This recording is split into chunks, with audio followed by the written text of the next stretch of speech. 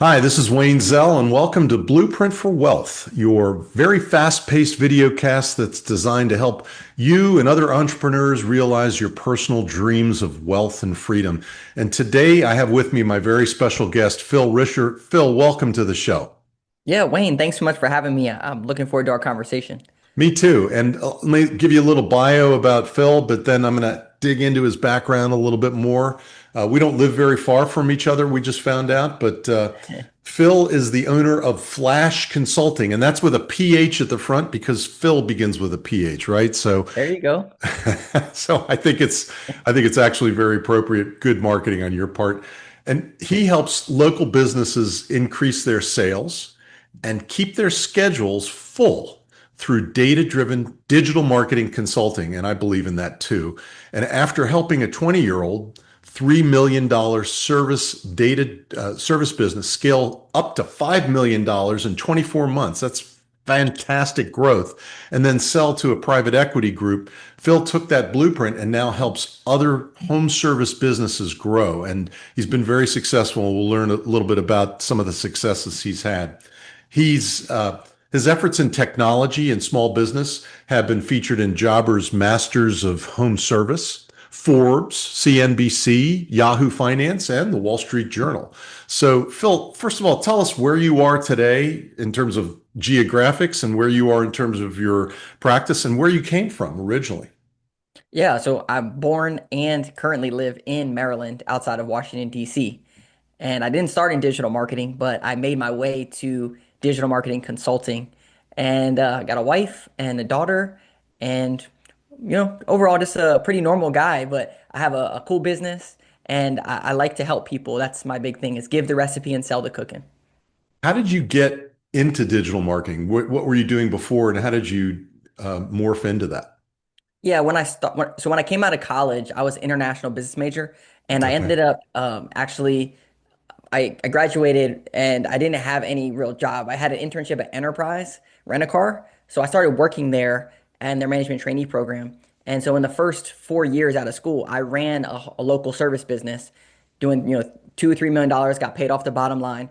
And then I Hmm. read a book, Rich Dad Poor Dad, and he talked about, hey, the number one skill you can know how to do is sell. So I said, I want to go sell. So I went in to their corporate office and I sold fleet management services to home service companies. So companies like large HVAC contractors that have a bunch of fleet vehicles. Yeah, sure. None of that has to do with digital marketing. But that's pretty But cool because you learned how to sell. Enterprise has a really good management program, from what I understand. yeah, absolutely. I was one of the top branch managers. So I learned how to run a local service business through their program. And then I learned how to sell to home service businesses through my corporate experience. One thing in between all of this was I'm a big Dave Ramsey guy, financial peace, pay off debt, that kind of stuff. When I Yeah, came out of college, I had $30,000 in student loans and I paid that off in the first 12 months out of school beautiful, working at fantastic. Enterprise. Then I saved up for the next 2 years and I bought a condo with cash when I was 25, all just by Wow. working at Enterprise, just grinding. Well, my wife is a kindergarten teacher, and her friends were like, "Hey, how did you do this?" So I started a website. I built a WordPress website, blog. I learned how to do social media marketing, SEO, email marketing, and I started driving a bunch of traffic to my website and teaching people how to pay off student loans. Same time I was working at Enterprise selling fleet management services. So I got featured in a bunch of cool stuff. I was on the radio, news stations, all like the local stations that you would know, Yeah. and and big publications and stuff. So I would go to these meetings with these business owners and say, "What are you doing for marketing?" And they would say this, and I was like, "Well, I was just featured in CNBC or Wall Street Journal, whatever." So I started talking with them. Well, I didn't like working in corporate. I like getting out, doing cool stuff. You're So an I actually entrepreneur. yeah, exactly. Exactly. Literally, that's what it is.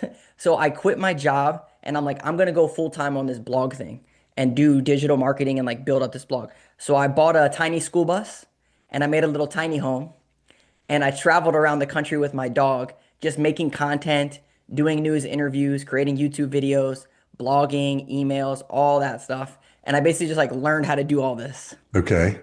So when I came back from that trip, one of my clients was that home service business owner that was doing $3 million right at the top that you mentioned. Hmm. And he was following me on Facebook because I built really good relationships with these guys. So he knew I was coming back. He knew I was a killer. And he was like, hey, I want you to come work in my business and help me grow. So when I went to work there, all my worlds collided.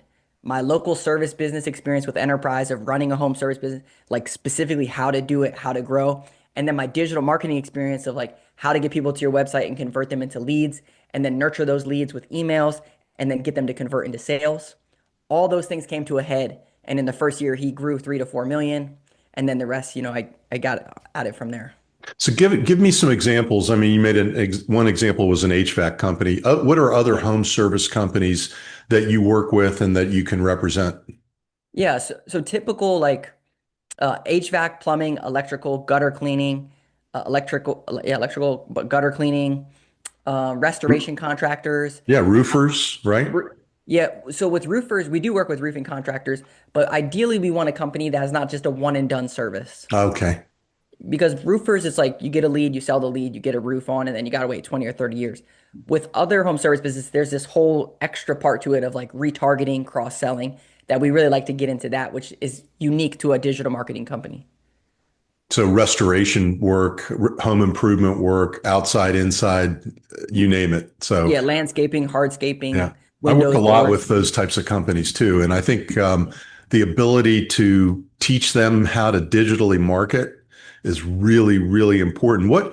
If you had to say what the most critical digital marketing shifts that you made to help your clients scale past, say, six figures in revenue up to seven and beyond, Yeah.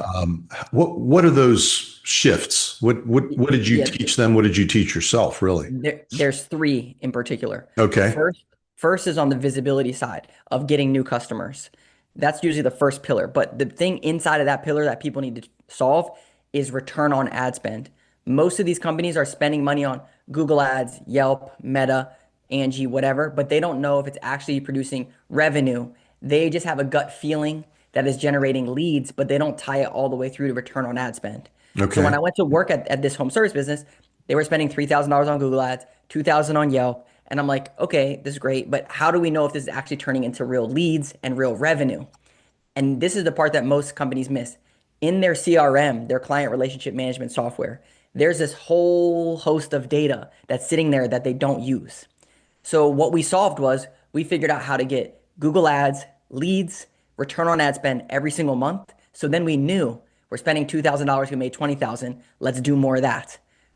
This is the thing that we have to solve in every single business because it's one of the easiest levers to pull and say, let's do more Google, let's do more Yelp, let's do more Meta. But if we don't know what's working, we don't know what to pull. So the data that you're talking about mining is the identification of where the lead is coming from specifically. That's right. And tying it all the way through to return on ad spend because in home service, it's like you got a lead, you go out there next week, you give them an estimate, you wait 3 weeks to get the estimate, then you go out there another week to do the job. Then you have to, another month later, you have to tie it all the way back to the actual starting point. And most people, it loses, what is actually happening and what's generating revenue for them. So one of the things that I run into as a marketer when I'm doing digital marketing, I know how much I spend on the advertising or on the, whatever pay per click or whatever it is that I'm doing. That's right. But what we don't track very well is the amount of time that it takes to follow up, to spend time with somebody to convince them to hire you. How do you build that into your ROI model? Yeah, great question. This is the second thing that we solved. Okay, there you Yeah. go. So most companies don't have a lead problem, they have a lead management problem. The leads are coming in from all over the place and they might call them one time and then it's just gone. So when I was at this home service business, we would get 40, 50 leads a day coming Okay. in. And we had four customer service representatives trying to manage all these leads. What they would do is print them out, put them on their desk, make a check mark next to it when they called them, write LM, left message, and it was just, then they had a stack of stuff, trying to manage. Yeah, exactly.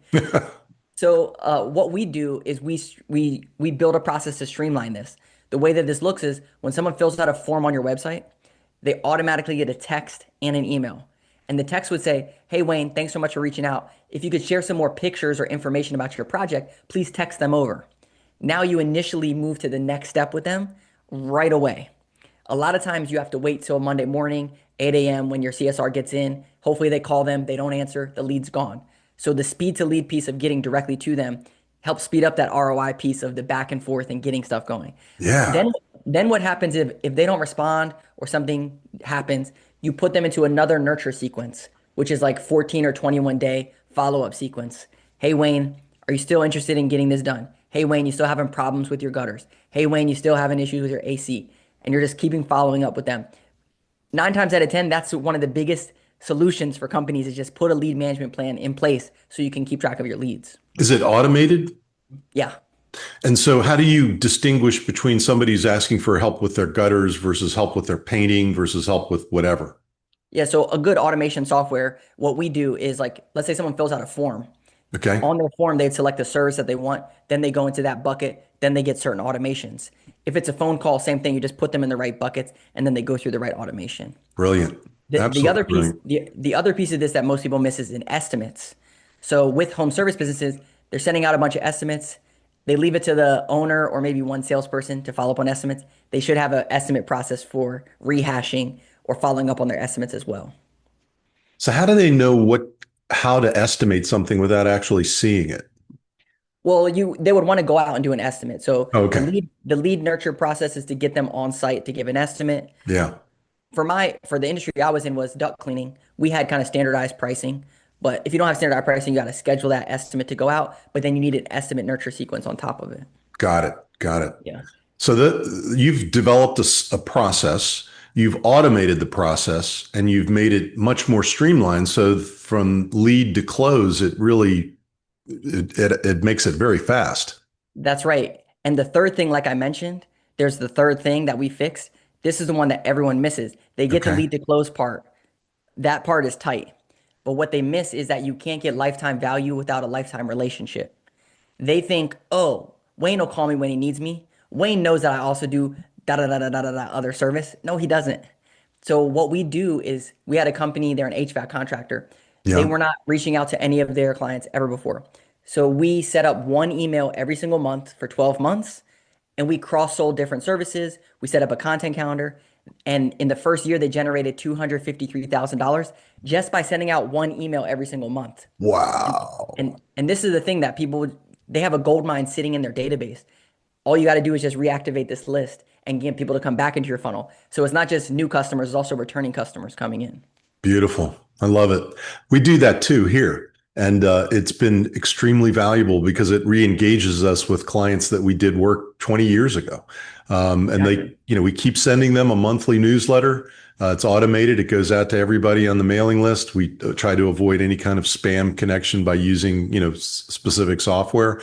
And it really works. I mean, not everybody opens the newsletter, not everybody opens the email, but if you get a decent open rate, click through rate, then it does work pretty well. So That's right.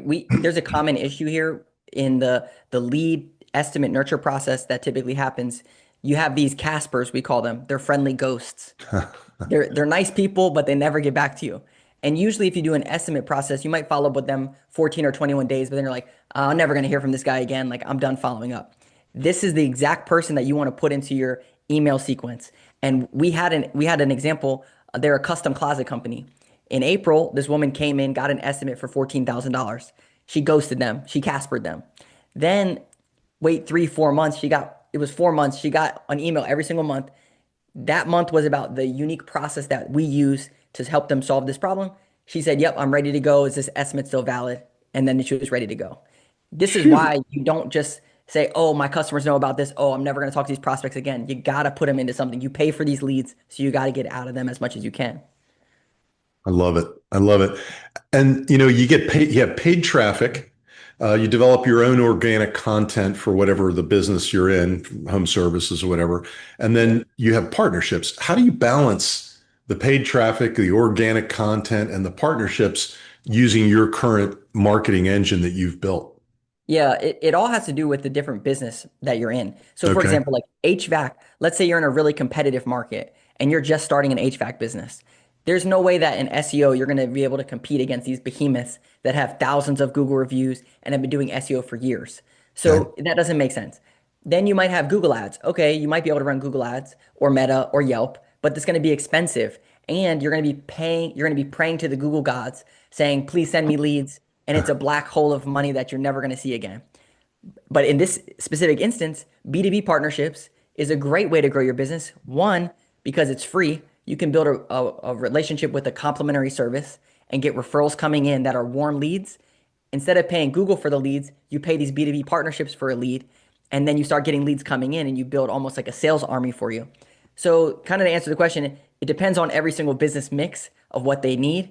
But overall, most businesses, if it's not super competitive, we just do all three and then they all perform pretty well. It's just about tracking your return. Got it. Got it. I love it.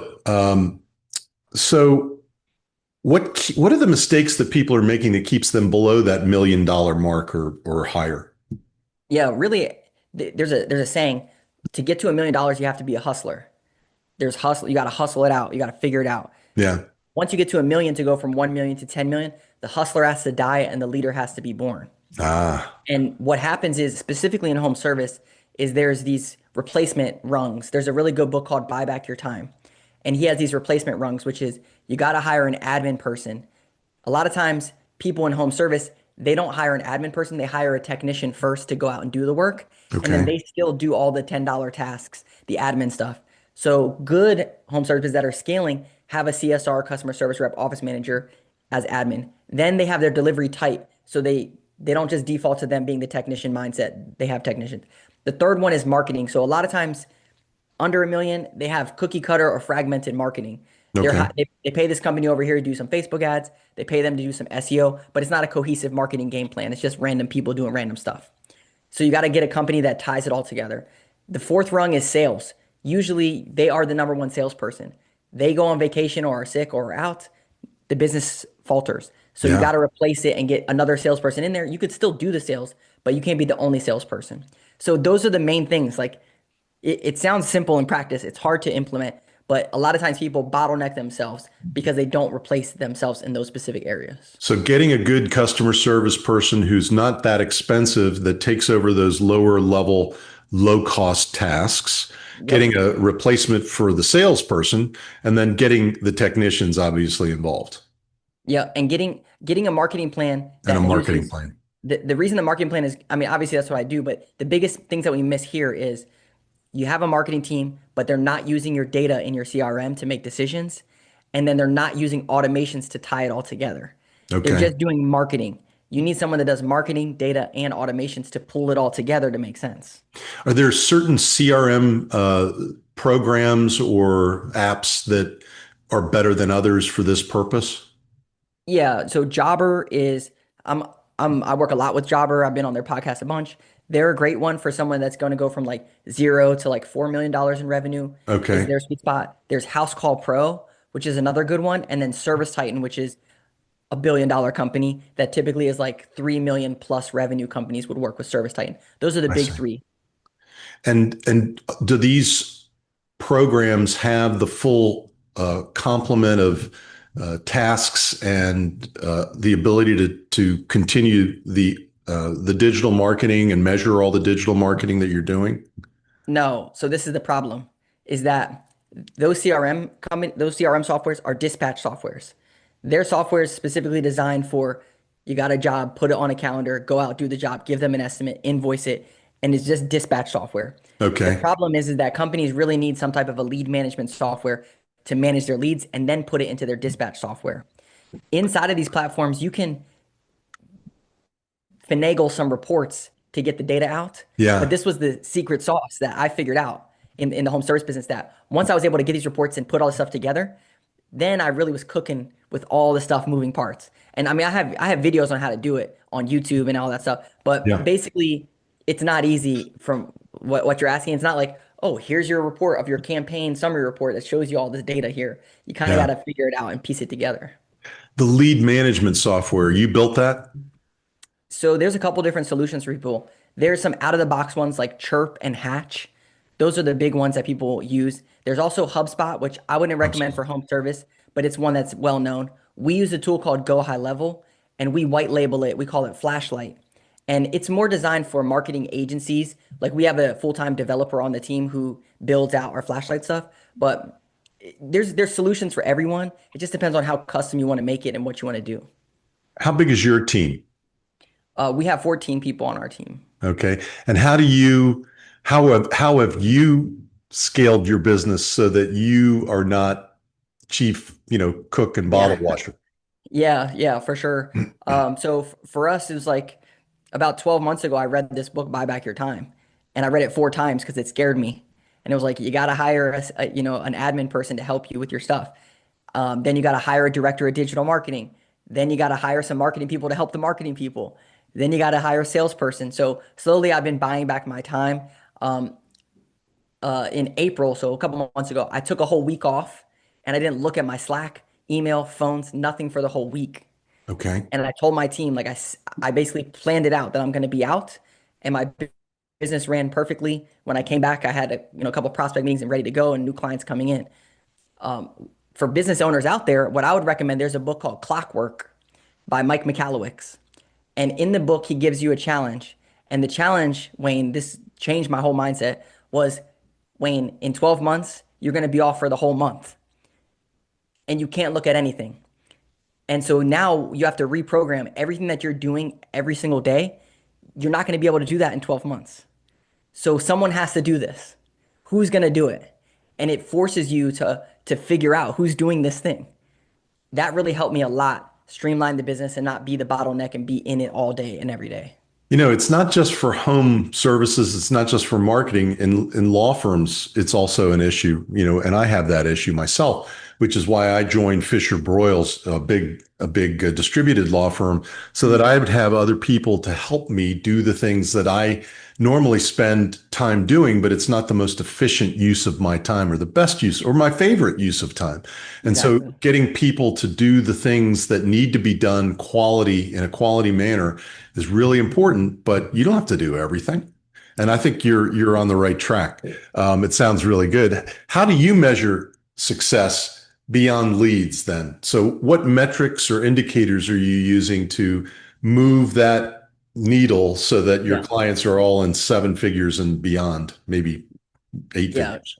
Yeah. We have clients in 8 figures. Great question. And there's five of them. And this is very important for businesses. Most businesses miss this.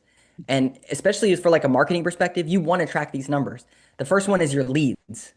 You got to make sure that you count your leads year over year. So not just lead count. You want to say last July I had 80 leads. This July I had 100 leads. So I'm growing 20% because you got to start there. The second one is jobs.